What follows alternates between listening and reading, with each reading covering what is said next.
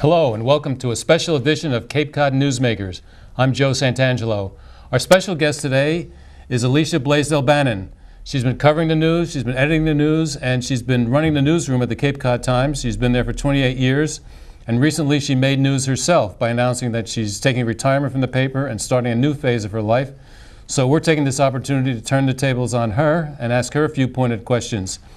In your farewell column, you wrote that you can't imagine life working away from a newsroom. Could you elaborate on that for us? Yeah, in the column I mentioned that I first entered a newsroom when I was a freshman in high school, and my teacher, Mr. Feldman, who apparently is still teaching and active, I found out because of the column back in my home turf, had us, do one of those assignments where everybody goes out and shadows somebody that's in their business. And I shadowed this poor, unfortunate education reporter at the local newspaper in Albany, New York. And when I walked into the newsroom, that was it. It's so alive. Newsrooms are really alive. It's very engaged. Everyone's laughing and talking and in those days shouting, because you had to be heard over the dinging of the wire bells and all other kinds of noises. That just was the place that I wanted to be. So I was one of those fortunate people who, at that young age, decided what I wanted to do and was able to work toward doing exactly that. So I've been in the newsroom all these years, and now the idea of leaving the newsroom and being more of a solitary individual, I think that's going to take some adjusting. So we'll see. What were some of the most memorable moments in the news business? People you met, stories you've been involved in? I was thinking earlier that when I went to Syracuse University for my journalism degree and worked for the newspaper there, the Daily Orange, and I was on the sports staff. That was what I originally thought I might like to do, was be a sports writer. And I did get to interview Mickey Mantle. So that was pretty exciting. But at the Times, I've been an editor for all of my 28 years. I think the thing I'm the proudest of was our involvement in the series about the Massachusetts military reservation and the mismanagement of the pollution control program there. I think that was the project that made us kind of take a leap from being a little more laid-back newspaper to being a real player. The notion that we would separate out reporters, organize them. I was the news editor at the time and the editor on that project. The idea that we would take 2 reporters out of the rotation, devote them exclusively to getting up to speed for probably 6 months on this topic, and then sort of sending them out across the country to find out how this was being done in other places. That's been one of the ongoing stories on Cape Cod. Always. The underwater pollution. Yep. That still, I don't think, has been resolved, 20 years later? Yep. And that's of course, that's our sole source aquifer. That's the challenge of living out here. But that was, I think I was the proudest of our work during that series. Well, some of us are old enough to remember the Cape Cod Times as the Cape Cod Standard Times, where they just made over the first 6 pages or so and shipped it out here, and eventually it evolved into the Cape Cod Standard Times, and then I think in 1975 the Cape Cod Times itself. Can you describe some of the history of the paper, the changes in the paper as you've been there? They were, well, before me it was essentially, I believe it started out as an insert in the New Bedford Standard Times, which is still the New Bedford Standard Times. In fact,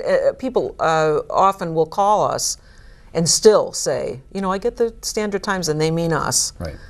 But then, of course, the Cape grew at such a rapid rate that eventually we were our own newspapers. We were bought by the Ottaway company, which owned several newspapers, dailies and weeklies across the country. Ottaway gradually became part of the Dow Jones empire, and a couple of years ago Dow Jones became part of the News Corporation Rupert empire. Murdoch bought it. So essentially I owe it all to Rupert Murdoch. That's the I'm sure that's there not you true. Go. But in my time, until the last couple of years, circulation grew every year. It was a wonderful place to work because we have such fabulous readers. People who come here, they retire, they love newspapers, they're very proprietary about the Times. They feel it's their newspaper. They take it personally when we do something either good or bad. I've heard from every retired school teacher, I'm sure, on Cape Cod when we misspell something or misuse a word, or I've chatted with pretty much all of them. So it's grown a lot in the time that I've been here. And now, of course, the newest phase is Cape Cod Online and other publications. We have the Cape Cod View, we have a magazine, so that's the name of the game now, is diversification. It's become a conglomerate, a media group. It's an empire, that's right. It's an empire now. Well, you described the creative chaos of a newsroom, and people who were in the news business considered it a minor miracle every day that the paper got out, that the back of the paper, the comics and the stock pages and the classified and the weather and the obituaries and the weddings, all this, and then the news, the sports, the pictures, the photos, they all went, somehow it got down to the press room after midnight, and these big lumbering $1 million machines produced the paper, and people got up at 3 in the morning to start delivering it, and you hear the thwack on your driveway at dawn. Is this model going to survive? Is it sounds so 18th century. It does sound 18th century, doesn't it? I also think of it as a miracle. I remember my son once was reading, we live off Cape, so we get the Globe, and he was reading the agate page, the sports agate, and found something wrong. Meaning a little type? The teeny tiny type that tells you the won-loss records and some other obscure statistics that only sports fanatics read. But that's how some boys learn reading. They read the sports pages. And math, exactly. Okay. So he found an error and was going to call the Globe and tell them that it wasn't a 2, it should have been a 3. And I said, you're dead if you pick up that phone. Do you know what goes into producing that paper every day? You think they want to know that that's a 3 instead of a 2? But yeah, I think that the model of delivery obviously is going to change as we all go toward Kindles and iPads and electronic ways of receiving news. I suspect that way in the future that will somehow change the way we get news. I also, my own thought is that somehow the audience for an actual newspaper may change, that there are people who will always want a newspaper. Whether the new generations coming up will become like that, I don't know. But right now, it's possible that it'll be a smaller audience, maybe a more select group of people. Maybe we're going to charge a little more. Maybe I don't know. But I suspect that in some fashion, it'll continue for a while.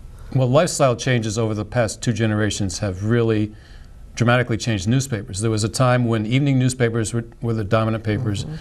Dad came home from work, sat down, read the paper, and the family was together and so forth. That all changed. The morning paper became more dominant. And people used to be more leisurely. They used to sit with a cup of coffee, read the paper, and still the Sunday paper still seems to fill that role. People are busier now. That's right. Yeah. And they don't, do they need the whole package? Do they need the everything from the horoscope to the local news in one package? Or are they going to buy it in bites? Well, it's funny. People seem to be kind of split on this. Some people, I think our whole culture is moving toward sort of a customization of life. We want everything on our televisions, on everything. We want to be able to select exactly what we want to watch or do. And some people really feel that it will go that way. Other people, and I was surprised at a talk I gave recently, someone said, a young person in the crowd said, he liked the newspaper because he liked the serendipity of it. He liked the kind of, oh, here's a story on something that he might not have chosen to read or chosen to see. I am more that way myself. I like the sort of surprise of, oh, they chose that, or oh, here's a group of people I wouldn't have necessarily chosen if I were customizing my news, but I'm glad I read their story. So I think it sort of depends on which way most of us go, whether newspapers become more customized or people just like the option of having a lot of different things that they might not choose themselves. Newspapers have changed not just because of lifestyle, but because of different competing media that have come along. Television changed newspapers. They became more colorful, and they also became more in-depth. Television news was sort of news on a postage stamp. What were the latest fires and car wrecks and shootings and things like that, and newspapers got more into depth. And then the internet came along. Yeah, well, we seem to be a society that wants it in small bites, wants more, but smaller pieces of it.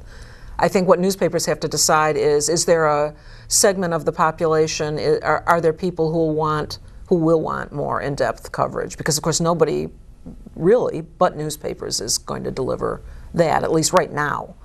If you want to know the whole story, or if you want somebody who's going to engage in a project to look at how money's being spent on one thing or another, newspapers right now are pretty much it. With some exceptions, of course. So I think it depends on whether there is going to be a market for that. But generally speaking, I think I think if you look at newspapers as a whole across the spectrum, I think that they've gone toward smaller bites also. You know, we have a lot more kind of rail items that are sort of short blips that's more reflective of the society the way it is now. And a little sidebar, if you go, how to get there, you know, things like that. People want useful information that they can see at a glance. We used to call those points of entry, what will get them into the story. A neat photo, an interesting headline, an interesting little pull quote, a little tidbit. Yeah, that I think is an acknowledgement of how people read now. And some papers have even gone to just like a chart with a few words, so it's all little graphic picture bits. And very little words, yeah, right? Yeah. People also look at the internet. There's some statistics that people look at the internet predominantly during 12 to 2, like at lunchtime at work, and they may be checking the Cape Cod online, or they may be checking the Boston Globe online, or the New York Times, Wall Street Journal, whatever it may be. Is that changing newspapers too? If people are not really taking the time to read anymore. Right. Well, and that also changes the way we look at our front page in the morning. You know, we have to be more cognizant of when are people checking in online to see developments on this story. I mean, how surprising is whatever we're putting on the front page, how surprising is that going to be? And that was, of course, we owned that before there was the internet. You weren't going to find out about it until you saw it on the front page of the newspaper, usually, unless you happen to see it on TV news. So now we have to think, well, all right, if they checked in at 2 o'clock or they checked in at 7 o'clock, they'll know more. So what is it that we're going to provide? What's the next day story? And since we're now part of the internet, we're telling them at 2 o'clock where we are with the murder investigation. You know, where is the DA with the murder investigation? We're telling them at 2. So what is it that we can add, you know, to the total picture that they're going to get at 6 or 7 o'clock in the morning? You mentioned newspapers checking up on government spending and serving as the watchdog. The Constitution gives newspaper people a protection under the First Amendment, and therefore is an obligation to cover government. Do you think newspapers are still fulfilling that role, and what happens if newspapers go away, and who's going to be the watchdog on government and inform people at election time? Well, that is a huge concern I have. I keep thinking, well, there are bigger brains out there kind of coming up with the solution to that, but I'm not sure what they are, what the solution is, because I do think that as newspaper staffs shrink, as newsroom staffs shrink, you have fewer reporters available to cover stories. And while I think we're certainly keeping them on, in our case, local government and local issues, the more you cut back, the less. For example, we wouldn't have the resources now to do the base series, and that was a huge series that affected the future of the Cape. So I worry about that. I think that what gets lost in all of the numbers is the value of having a professional journalist doing the reporting. You know, having the professional journalist figure out, all right, where do I go? Who do I talk to? What do I find out? What records do I need? Writing that in a sensible way and producing it costs money. That's not